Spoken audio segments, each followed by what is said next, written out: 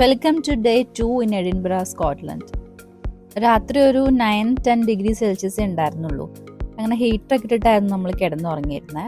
നല്ല ക്ഷീണം ഉണ്ടായിരുന്നു, തലേ ദിവസത്തെ ജേണിയും അതിന് മുന്നേ രാത്രി ബസ്സിലിരുന്ന് വന്നതും എല്ലാം കൂടെ. ലേറ്റായിട്ടാണ് ഞങ്ങൾ എല്ലാവരും എണീച്ച് വന്നത്. പിന്നെ അവിടെ ഫാമിലിയുടെ കൂടെ മോർണിംഗ് ഞങ്ങൾ സ്പെൻഡ് ചെയ്തു. ചേച്ചി നല്ലതാണോന്ന് പറ. ചേച്ചി ഭയങ്കര കുറുമ്പാന്ന് പറ, കുറച്ച് കുസൃതികൾ കൂടുതലുണ്ടെന്ന് പറ. എന്താ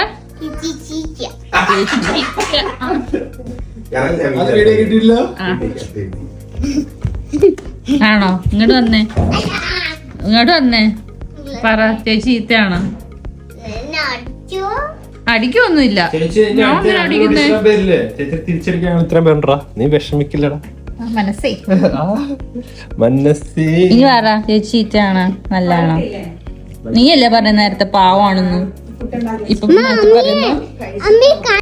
ഇന്നെന്തായാലും ഇറങ്ങുമ്പോ കുറെ ഫോട്ടോസ് ഒക്കെ എടുക്കണമെന്ന് ഒരുങ്ങുമ്പോ തന്നെ എന്റെ മനസ്സിലുണ്ടായിരുന്നു.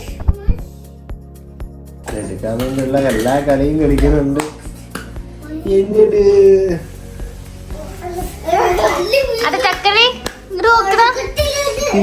പൊട്ടി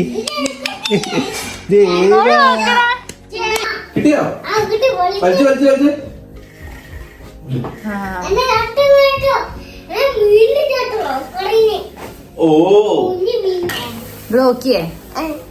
സുന്ദരിയായ ഞാൻ നോക്ക്. മേക്കപ്പ് ഒക്കെ ഇട്ട് നല്ലതാണോ? നല്ല മണമുണ്ടാ?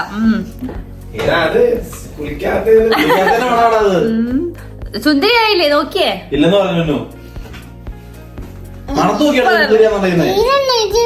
അത് ലിപ്സ്റ്റിക് വരട്ടെ. ഇങ്ങോട്ടൊന്നും വേണ്ടെന്ന്. ചേച്ചി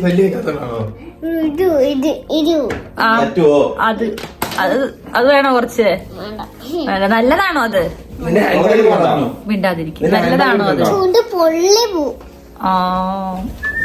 പേടിച്ചു.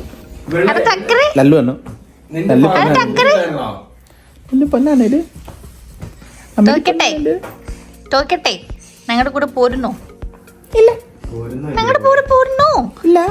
ബ്രേക്ക്ഫാസ്റ്റ് ഞങ്ങൾ വീട്ടിൽ നിന്ന് കഴിച്ചിട്ട് ഇറങ്ങി.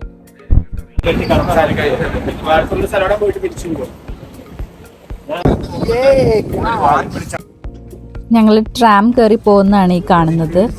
ഇന്നലെയും ഞങ്ങൾ ഡേ പാസ് എടുത്തിട്ടുണ്ടായിരുന്നു. ഇന്നും നമ്മൾ ഡേ പാസ് എടുത്തു. 5 poundsനാണ് നമ്മൾ ഡേ പാസ് എടുക്കുന്നത്. അതായത് 1 day ടിക്കറ്റ് ഫുൾ ട്രാവൽ ചെയ്യാം. അത് നമുക്ക് ബസ്സിലും ട്രാവൽ ചെയ്യാൻ പറ്റും, ട്രാമിനകത്തും ട്രാവൽ ചെയ്യാൻ പറ്റും. അത് സെയിം ആണ്. നമ്മളിപ്പോ കാർട്ടൺ ഹില്ലോട്ടാണ് പോകുന്നത്. ഒരു 30 minutes വാക്ക് ഉണ്ട് ഇവിടുന്ന്. അപ്പൊ നമ്മൾ അങ്ങോട്ട് നടക്കുവാണ്.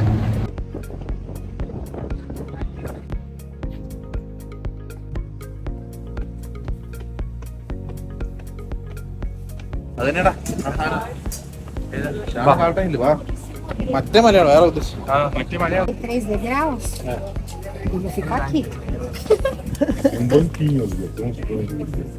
കാൽട്ടൺ ഹില്ലിൽ എത്തിയപ്പോൾ ദേ ഇവിടെ റൂട്ട് മാപ്പ് ഒക്കെ ഉണ്ട്. അതുകൊണ്ട് കാര്യങ്ങളൊക്കെ ഈസി ആയിരുന്നു. പക്ഷെ ഈസി അല്ലാതിരുന്നത് ദേ ഈ കാണുന്ന ഈ കയറ്റമായിരുന്നു.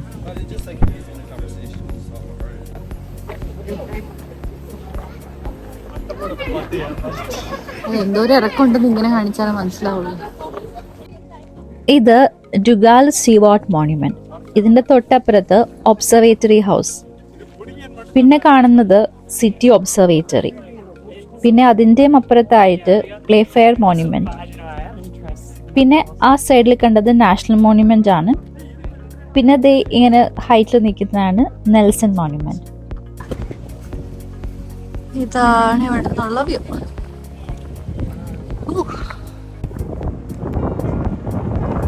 ഇവിടുന്ന് ആ ഹൈറ്റ് നിൽക്കുന്ന സ്കോട്ട് മോണ്യുമെന്റ്. അതിൻ്റെ തൊട്ടപ്പുറത്ത് നമുക്ക് ആ കുറച്ച് ഫ്ലാഗ്സ് ഒക്കെ കാണുന്നത് നമ്മൾ ഇന്നലെ കണ്ട എഡിൻബറ കാസിലാണ് കേട്ടോ. എന്തായാലും ഒബ്സർവേറ്ററി ഹൗസ് ക്ലോസ്ഡ് ആണ്. നമുക്ക് അതിനകത്തോട്ട് എൻട്രി ഒന്നും ഉണ്ടായിരുന്നില്ല. പക്ഷെ അതിൻ്റെ തൊട്ടടുത്തായിട്ട് ഇങ്ങനെ കുറേ ഫ്ലവേഴ്സ് അറേഞ്ച്മെന്റ്സ് ഉണ്ടായിരുന്നു, ഒരു ഗാർഡൻ സെറ്റപ്പ്. അതുപോലെ അവിടെ നിന്ന് ഇങ്ങനെ സ്റ്റെപ്പൊക്കെ ഇറങ്ങി നോക്കുമ്പോഴത്തേന് നമുക്ക് ആ ഫുൾ വ്യൂ ഇങ്ങനെ കാണാൻ പറ്റുമായിരുന്നു. അത് ഭയങ്കര അടിപൊളിയായിരുന്നു. അപ്പം വന്നവരെല്ലാവരും കൂടുതലായിട്ട് ഫോട്ടോസ് എടുക്കാനും വീഡിയോസ് എടുക്കാനൊക്കെ ആ ഭാഗത്തോട്ടാണ് പോയത്. ഇന്നലെ കണ്ട ബിൽഡിങ്സ് ഒക്കെ ഇവിടെ നിന്ന് ഐഡന്റിഫൈ ചെയ്യാനായിട്ട് ഞങ്ങൾ കുറച്ച് സമയം സ്പെൻഡ് ചെയ്തിട്ടുണ്ടായിരുന്നു കേട്ടോ. സിറ്റി ഒബ്സർവേറ്ററിയിലോട്ടാണ് ഇനി പോകുന്നത്. ഈ സമയത്തൊക്കെ അവിടെ ഭയങ്കര കാറ്റായിരുന്നു.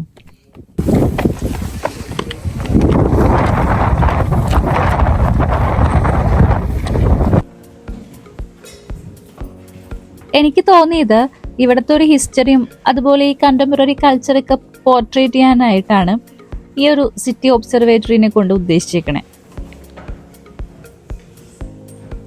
ഹിസ്റ്ററി, സയൻസ്, ആർട്ട്, ഹെറിറ്റേജ് എല്ലാം കൂടിയിട്ടുള്ള ഒരു എക്സിബിഷനാണ് ഇവിടെ ഇപ്പോൾ കാണുന്നത്.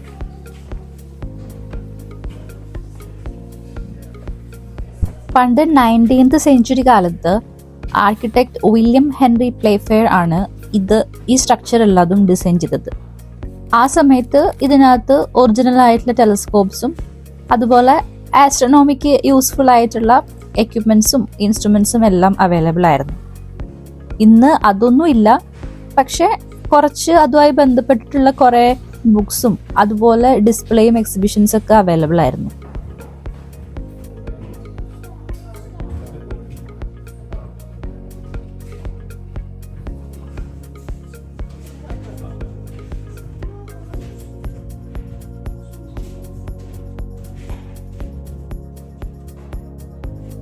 ഇതൊരു ടെലസ്കോപ്പിക് എക്യുപ്മെന്റിന്റെ ഒരു മോഡൽ പോലെ അവിടെ ഡിസ്പ്ലേ ഉണ്ടായിരുന്നു.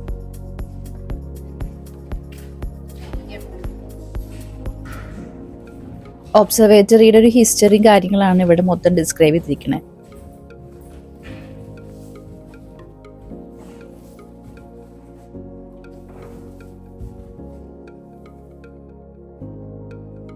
ഒബ്സർവേറ്ററിയുടെ പുറത്ത് നമുക്ക് നോക്കാൻ പാകത്തിന് ഒരു ടെലസ്കോപ്പിക് അറേഞ്ച്മെന്റ്സ് ഒക്കെ ഉണ്ടായിരുന്നു.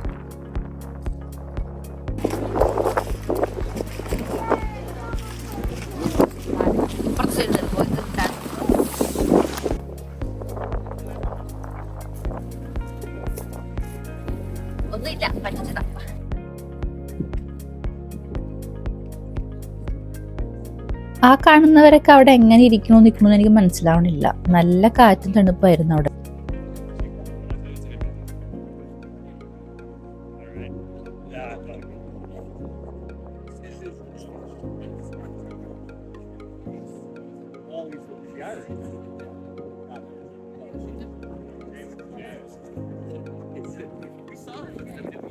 സിറ്റി ഡോം ഫ്രീ എക്സിബിഷൻ എന്ന് കണ്ടിട്ട് നമ്മൾ ഇതിനകത്തേക്ക് കയറി. ഒടുക്കത്തെ സൈലൻസ് ആയിരുന്നു. ഇനി നിങ്ങൾക്ക് എന്തെങ്കിലും മനസ്സിലാവുണ്ടോ എന്ന് നോക്കുക. എന്തായാലും എനിക്ക് കാര്യമായിട്ടൊന്നും മനസ്സിലായില്ല. മിങ്കോവിസ്കി എന്ന് പറഞ്ഞിട്ടുള്ള ഒരു തിയറിയിൽ നിന്നാണ് ഈ ഒരു സംഭവം ഉണ്ടാക്കിയെടുത്തതെന്നാണ് പറയണത്, ഈ ഒരു ആർട്ട് വർക്ക്.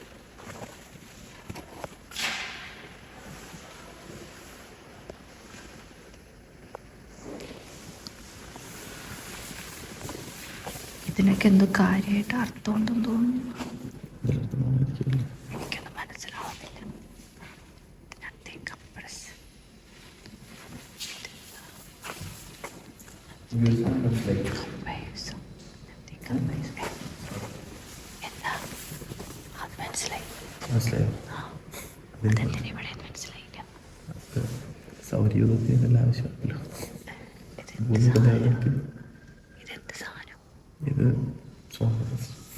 ക്ലാസിക്കൽ മിത്തോളജിയിലെ വിമൻ ഇമ്പോർട്ടൻസും ഹിസ്റ്ററിയൊക്കെയാണ് ഇതിനകത്ത് റെപ്രസെൻറ്റേറ്റ് ചെയ്തേക്കണേന്നാണ് പറയണത്.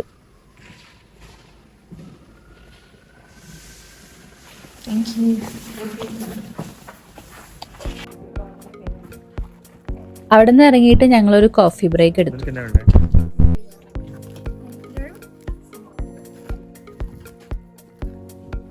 പടം വരച്ച പോലുണ്ട്.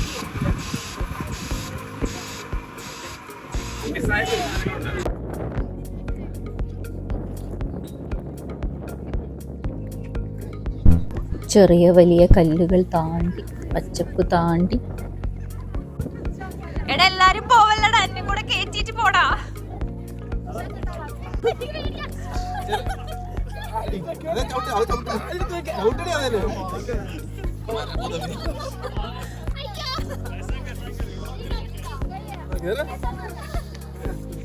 ആ തുള്ളിച്ചാട്ടം കണ്ടോ?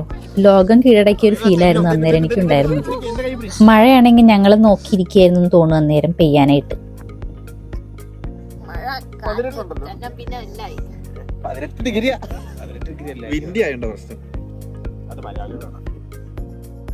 അതിനും കയ്യിലുണ്ടോ?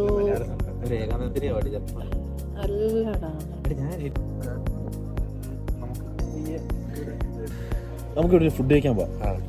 ഫുഡ് കഴിച്ചിട്ടുണ്ടോ നിങ്ങൾക്ക്? ഇവിടെ പോകും ഞാൻ.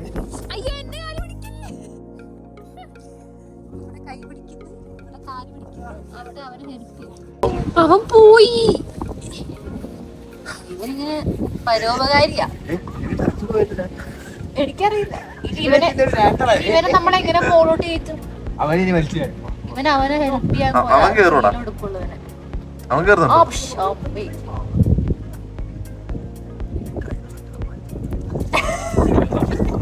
ഇവന് കുറച്ച് കഴിവ് കൂടുതലുണ്ട്.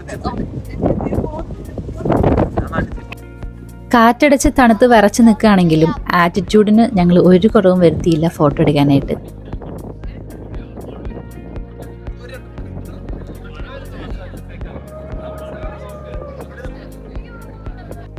ഇനി കയറാനുള്ളത് നെൽസൺ മോണ്യുമെന്റ് ആയിരുന്നു.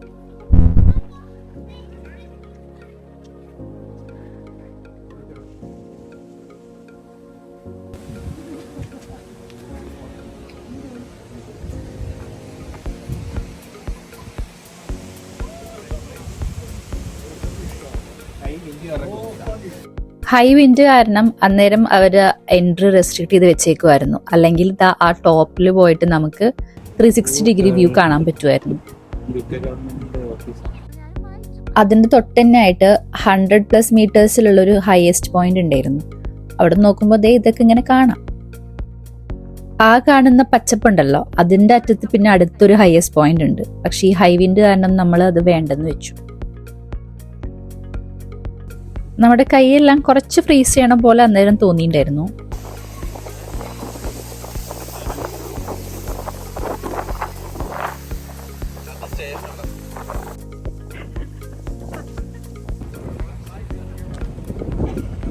കാൽട്ടൺ ഹില്ലിൽ നിന്ന് ഇറങ്ങിയിട്ട് പ്രിൻസസ് സ്ട്രീറ്റ് ഗാർഡൻസും കൂടെ കാണണമെന്ന് ഞങ്ങൾക്കുണ്ടായിരുന്നു.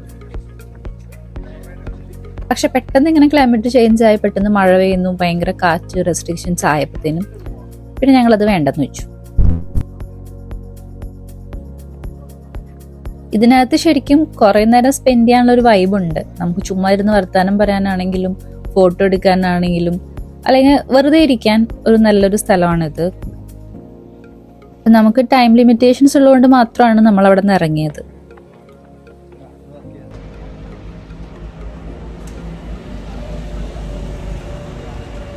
ഫുഡ് കഴിക്കാൻ ഞങ്ങൾ വന്നത് ഗോൾഡൻ ആമ്പിൾ റെസ്റ്റോറൻറ്റിലാണ് കേട്ടോ. ഇവിടെ അത്യാവശ്യം സൗത്ത് ഇന്ത്യൻ ഡിഷസ് എല്ലാം ഉണ്ടായിരുന്നു. അതുപോലെ ഒരു പാർട്ടി അറേഞ്ച്മെന്റ്സ് ഒക്കെ ഡൗൺ സ്റ്റേഴ്സിൽ അവൈലബിൾ ആയിരുന്നു. നല്ല നാടൻ ഉഴുന്നുവടയും പിന്നെ പെപ്പർ ചിക്കനുമാണ് നമ്മൾ തൽക്കാലം കഴിച്ചത്.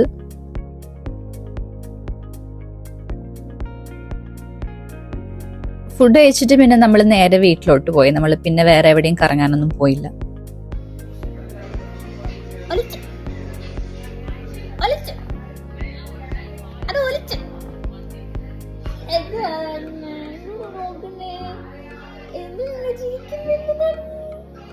ഇച്ചിരി നേരം റെസ്റ്റ് എടുത്തിട്ട് പിന്നെ നമ്മൾ പാക്കപ്പ് സെഷനിലോട്ട് പോയി.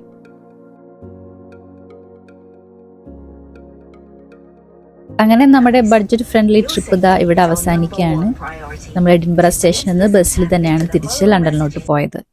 എൻ്റെ അപ്പുറത്തിരുന്ന ചൈന പൂപ്പൻ എന്തായാലും ടിക്ടോക്കിൽ കാര്യമായിട്ട് വീഡിയോസ് നല്ല ഒച്ചത്തിൽ കേൾക്കുന്നതുകൊണ്ട് എനിക്ക് ഉറങ്ങാൻ പറ്റിയില്ല. എന്തായാലും നിങ്ങൾ ഉറങ്ങിക്കോ. Good night.